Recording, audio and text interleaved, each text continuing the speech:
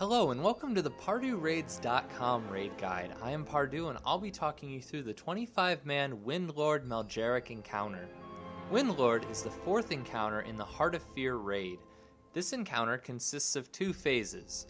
The raid will deal with adds in the first phase and the fight will get progressively harder as the adds die. Each of the adds have unique abilities that I will cover shortly.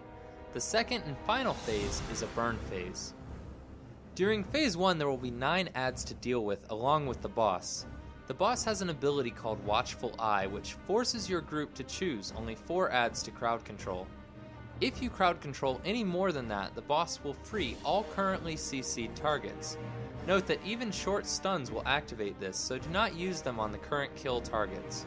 Before choosing which adds to control, I will discuss each add and their abilities. The first add you will want to kill is the Zarthik Battle Mender. These adds have two very dangerous abilities. The first is Quickening, which will cause the adds and boss to do more damage and attack faster. This can and must be dispelled. Also, mages can use Spell Steal to dispel, but it will not grant them the buff. The next ability is Mending.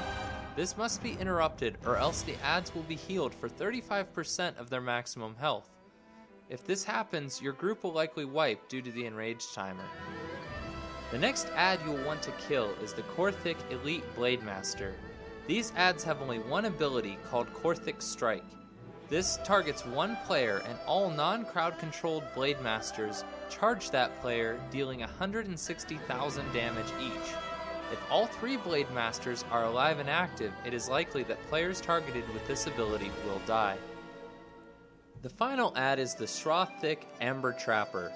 They have 2 abilities that are of concern. The first is Amber Prison, which solidifies a player in an orange shell. This prison will also solidify all players within 2 yards, so melee players will need to run out. Other players can click the shell to release the trapped player. However, a player that clicks the shell cannot free another player for 1 minute due to a debuff called Residue. The next ability is called Corrosive Resin. A random player will gain 5 stacks of the debuff and need to move away in order to drop corrosive pools on the ground. Players will want to take this away from the raid and ensure that they are not standing in the pools on the ground. There are 3 types of each add and they all share a health pool. If you can reliably interrupt 2 members, your group should CC 1 Mender, 1 Blademaster, and 2 Trappers. After the Menders die, you are only able to CC 2 targets, so choose a Blademaster and a Trapper. Once the Blademasters are dead, you cannot CC any at all, so just finish off the Trappers quickly. Whenever you kill a set of adds, the boss gains a buff called Recklessness. This makes him do 50% more damage and cast 33% faster. This makes his abilities in Phase 2 hit much harder. The boss will also use the ability Whirling Blade, which boomerangs his sword at a random player. Players in the path will need to ensure they move to avoid being hit a second time by this ability. With the crowd controls in place, the raid will want to tightly stack the mobs in order to optimize AoE damage. This has a tight enrage timer, so using Bloodlust at the beginning can be an option, especially if you are struggling with the adds. Healers can also contribute DPS to the first set of adds since there is not much damage going out during that time. The biggest concern in Phase 1 is interrupting the Menders and maintaining your crowd control.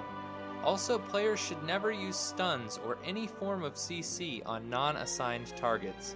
If they do, the boss will break all of the controlled adds on the map.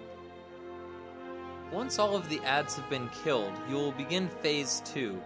Phase 2 becomes a burn phase. The boss will also begin casting wind bombs. These target random ranged players and are similar to Cobalt Mines in Stoneguard. However, they have one deadly difference. Instead of hitting only one player, they hit the entire raid if detonated. This means that players need to ensure they never detonate a bomb, or else it is a likely wipe.